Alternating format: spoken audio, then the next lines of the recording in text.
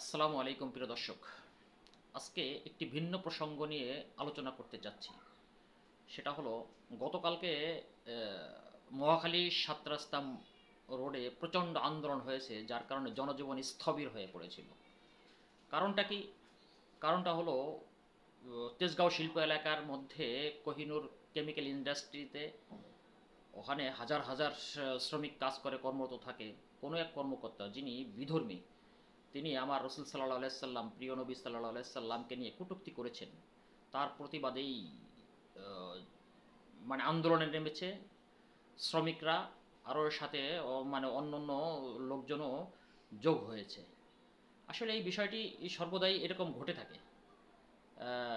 আমাদের প্রিয় নবী সাল্লাহ আলাইসাল্লামকে, আমাদের সবচাইতে বড় কথা হলো যেটা, কারণ কি হয় কেন, যে বুখারী শরীফের হাদিসেই আছে যে তাকে আমরা আমাদের জীবনের চাইতে, হ্যাঁ, ছেলে সন্তান, পরিবার পরিজন, ধন সম্পদ, সব কিছুর চাইতেই আমাদেরকে তাকে ভালোবাসতে হবে। এটাই ইমান। যদি তার ভালোবাসার কমতি হয়, তাহলে তাহলে আমাদের ইমানের মধ্যে ঘাটতি চলে আসবে, ইমানটা পরিপূর্ণ হবে না। আর যদি তার প্রতি হিংসাত্মক কোনো মনোভাব রাখি, তাহলে তো ইমানই থাকবে না। তো এটাই এ প্রসঙ্গ। তাই কতটুকু ভালোবাসা তাকে, তার প্রতি আমাদের রসুল সাল্লাহ সাল্লামের প্রতি দেখাতে হবে, এই বিষয়টা নিয়ে আসলে যারা খ্যাতিমান ওলামা একরাম আছেন, তাদের অনেক আলোচনা আছে, তাদের থেকে এটা জেনে নেবেন। সে প্রসঙ্গে আসছি না। আসলে এটা যুগে যুগেই এইভাবে হয়ে আসছে। হ্যাঁ, রসুল সাল্লাহ সাল্লামের যুগের থেকেও এই ধরনের মানে কটূক্তি করে আসছে, গালিগালাজ করে আসছে। ভিন্ন মতাবলম্বী থাকবে, এটাই স্বাভাবিক। হ্যাঁ, ব্রিটিশ আমলেও আমরা দেখেছি রঙিলা রসুল নামে একটি বই লিখেছেন, এবং এটা নিয়ে অনেক তোলপাড় সৃষ্টি হয়েছিল ব্রিটিশদের বিরুদ্ধে। পরবর্তীতে আমাদের এই প্রজন্মে যখন আশির দশকে হয়, সম্ভবত এটা 90 বা 88 বা 90 সালে দ্য স্যাটানিক ভার্সেস নামে একটি বই লিখেছিল, যেটি ভারতীয় বংশোদ্ভূত সালমান রুশদি, যিনি ইউরোপে নির্বাসিত। সেটা নিয়েও প্রচণ্ড আন্দোলন হয়েছে, আমরাও আন্দোলন করেছি। হ্যাঁ, কারণ হলো ওই একটাই কথা, যে আমাদের প্রিয় নবী সাল্লাহ সাল্লামকে আমার নিজের জীবনের চাইতেও ভালোবাসতে হবে। কেউ যদি এটাকে সে গালিগালাজ দেয়, তার প্রতিবাদ করাটাই স্বাভাবিক।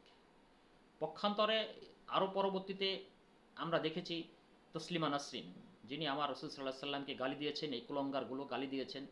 গালি দেওয়ার কারণে তসলিমা নাসরিনের বিরুদ্ধেও আমরা সদা সর্বদা আন্দোলনে লিপ্ত হয়েছি, আন্দোলন নেমেছি।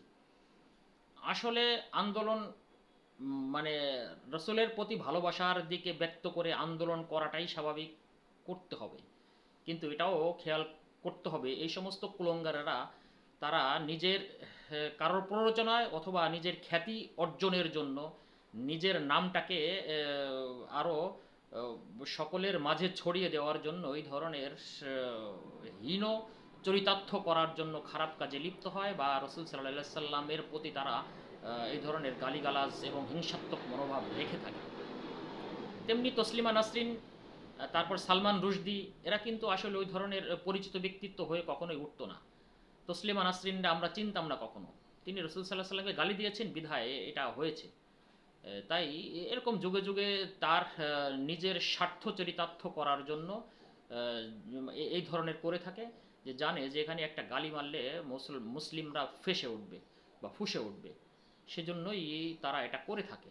হ্যাঁ, তাই যারা আন্দোলন করছেন, যারা আমরা রসুলের প্রতি ভালোবাসা দেখাচ্ছি, এটা অত্যন্ত ঠিক আছে, ভালো কাজ। কিন্তু সর্বদাই চেষ্টা করবেন, যেমন কোহিনূর কেমিক্যাল ইন্ডাস্ট্রিজের মধ্যে যখন এটা প্রথমেই শুরু হয়েছিল, উচিত ছিল যে অঙ্কুরেই এটাকে বিনাশ করে দেওয়া, এটা আন্দোলনের পর্যায়ে না নিয়ে আসা। এবং প্রত্যেকটি ঘটনাই এরকম করা উচিত, যে অঙ্কুরেই যে কোনো ধরনের এই ধরনের শুরু হয়, তখন অঙ্কুরেই আপনারা বিনাশ করে দিবেন।